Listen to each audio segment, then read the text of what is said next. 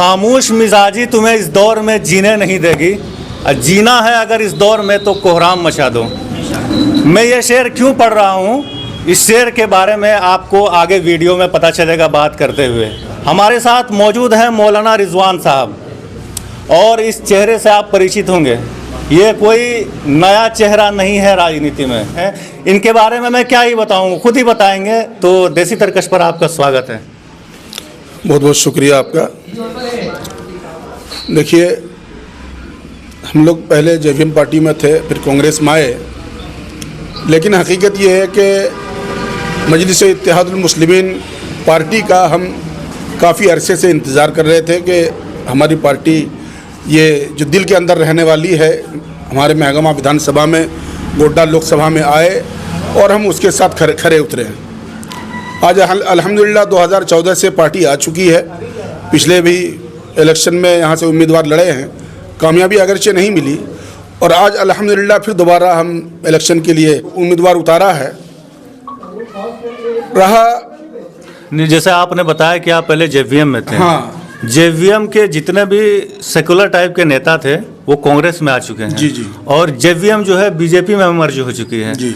तो जेवीएम के बाद आपने कौन सी पार्टी ज्वाइन की? देखिए, जेवीएम पार्टी बीजेपी में ज्वाइन नहीं हुई।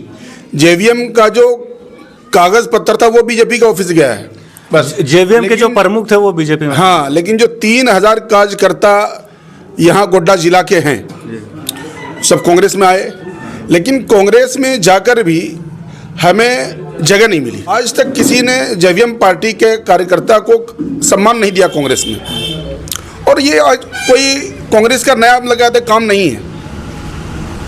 जब से हिंदुस्तान आज़ाद हुआ है, कांग्रेस को मुसलमान ढो रहा है, और मुसलमान को एक डराया जाता है कि तुम अगर कांग्रेस को वोट नहीं दिए तो ऐसा हो जाएगा, वैसा हो जाएगा, वैसा हो जाएगा, जिसके नतीजे में मुसलमान आज तक कांग्रेस को वोट देता आया। लेकिन मुसलमान को उस घाट तक पहुंचा दिया कि मुसलमान अगर वहां गौर करे कि मुझे कांग्रेस ने कहां पहुंचाया है, खुदा की कसम एक मुसलमान का बच्चा भी कांग्रेस के चेहरा को देखना पसंद नहीं करेगा।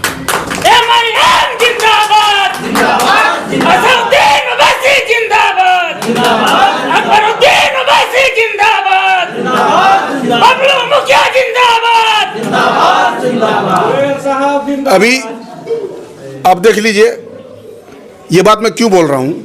नहीं, यहाँ पर मैं आपको रोकना चाहूँगा जरा सा। मुसलमानों में खास तौर पर देवबंद को प्राथमिकता दी जाती है। देवबंद से एक संगठन जो निकलता है, क्या कहते हैं उसको, जमीयत उलमा हिंद।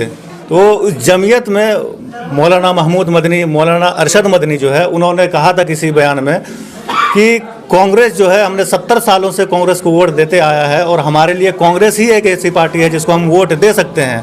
और महमूद मदनी का भी बयान आया था, जो पिछले बार महाराष्ट्र में जो इलेक्शन था उसमें उन्होंने कहा था कि एमआईएम की पार्टी यहाँ पे आनी नहीं चाहिए, अगर आएगी तो मुझसे ज़्यादा बुरा कोई नहीं होगा। तो इस पर आप क्या कहना चाहेंगे? देखिए, जमीयत का और दारुल देवबंद का आपस में इस तरह के मामले में कोई लेना देना नहीं है।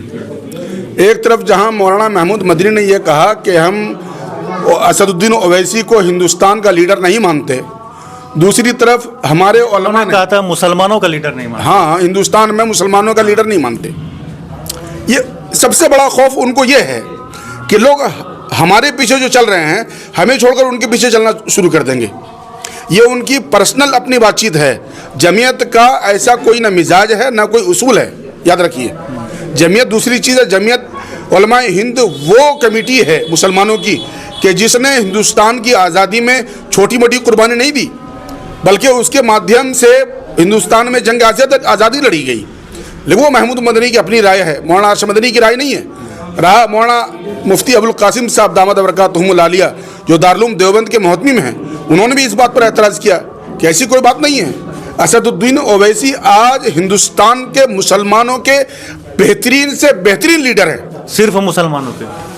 मुसलमानों के तो है ही हैं, बल्कि अक़लियत के कहिए, जो पिछड़ा तबका है, जो कमज़ोर लोग हैं, जो गरीब हैं, उनका मसीहा है। और इनकी एक छोटी सी झलक मैं आपको देता हूँ।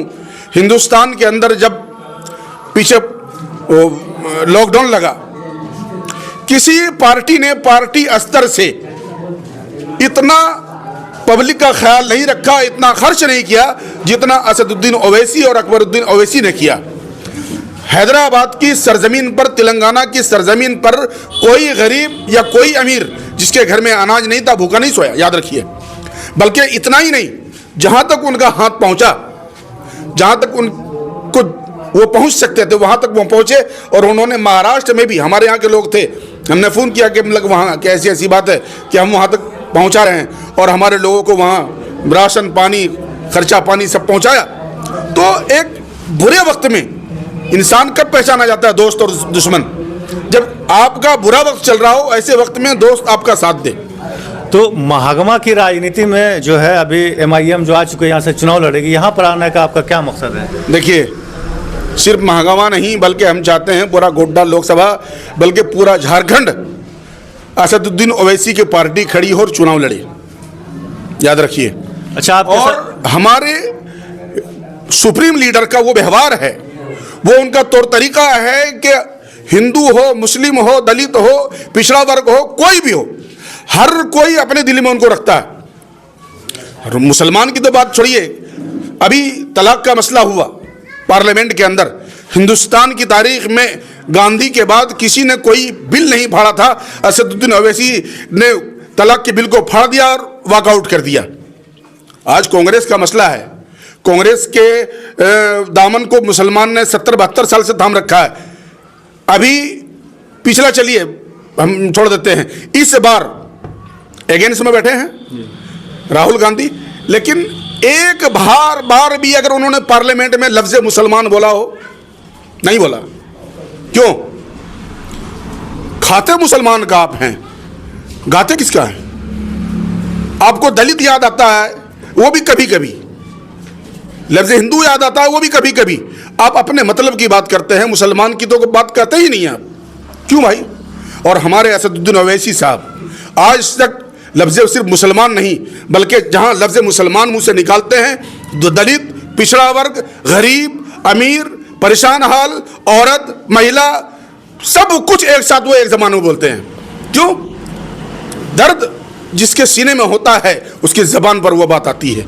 याद रखिए, आज हमारे यहाँ से कामरान खान साहब टिकट लेकर आए हैं, हमने वो तैयारी कर रखी है।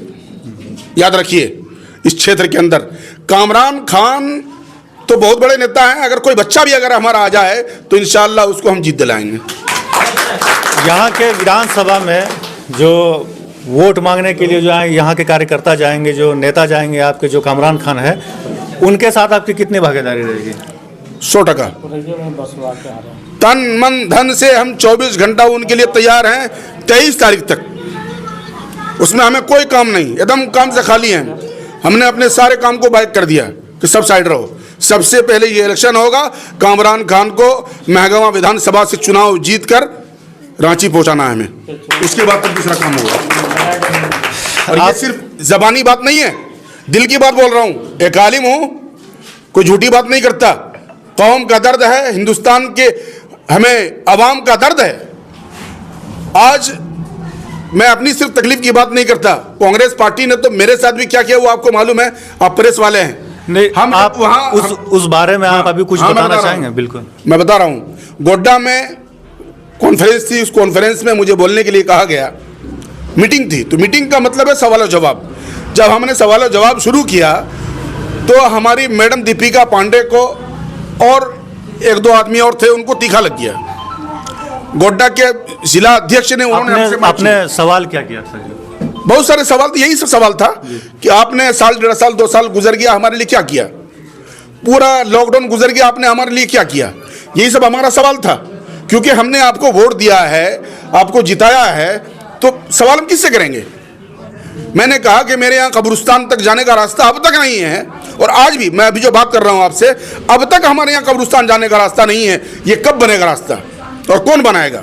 1.5 किलोमीटर का रास्ता है, ये कौन बनाएगा? आप हमेशा वादा करते हैं इस बरसात से पहले हो जाएगा, इस बरसात से पहले हो जाएगा। 5 साल गुजर गया, आज तक आपने एक ईंट भी नहीं रखा वहाँ।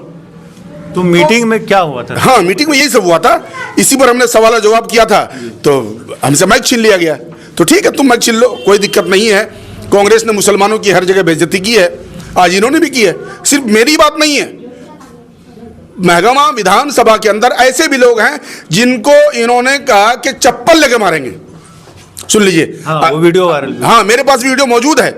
इतना ही नहीं, बल्कि मतलब कहते हैं कि एक मुस्लिम नेता से उन्होंने जब फोन पर बातचीत की कि मैडम मेरा फला काम बाकी है, उन्होंने कहा कि 25 लाख रुपया तुम जमा करो, उसके बाद तुम्हारा काम हो। तो आखिर आप यहाँ जो मतलब महगमा विधानसभा में आपको जिताया गया किस लिए? अपना पेट भरने के लिए। सिर्फ खाने आपको नहीं मिलता है तो कटोरा लेकर रोड पर आ जाओ, कटोरा ले आओ। आपको 10 रुपया 20 रुपया करके मुसलमान सदका जकात खराब देता, तुम्हें भी देगा। महगमा विधानसभा की जनता गरीब हो या अमीर हो, उससे कोई मतलब नहीं है। तुम कटोरा लेकर आओ, तुमको मतलब कहते कि धान और चाल देगा इंशाल्लाह, लेकिन वोट नहीं मिलेगा इस बार। ये सपना अगर मतलब वो देख रही है रात को सोने के बाद तो भूल जाए। इस बार अगर यहाँ सीट मिलेगी किसी को तो पतंग छाप को मिलेगी, कामरान खान को मिलेगी। चलिए, बिल्कुल ये थे हमारे साथ मौजूद मौलाना रिजवान साहब, जो कि एक समय में सुर्खियों में बने हुए थे उस वीडियो को लेकर के। तो वो एक शेर है ना कि कौन कहता है कि आसमां में छेद नहीं होता, एक पत्थर तो तबीयत से उछालो यारो। बिल्कुल, अभी मैं मौजूद था महागमा के AIMIM के ऑफिस में और यहाँ पर सारे कार्यकर्ता मौजूद थे। इसमें खुशी की लहर है कि महागमा से कामरान खान और MIM का जो है वो टिकट पक्का हो चुका है और 29 तारीख को नॉमिनेशन भी होना है। तो इन कार्यकर्ताओं के बीच में मौजूद था। बाकी के अपडेट्स के लिए आप देखते रहिएगा देसी तरकश।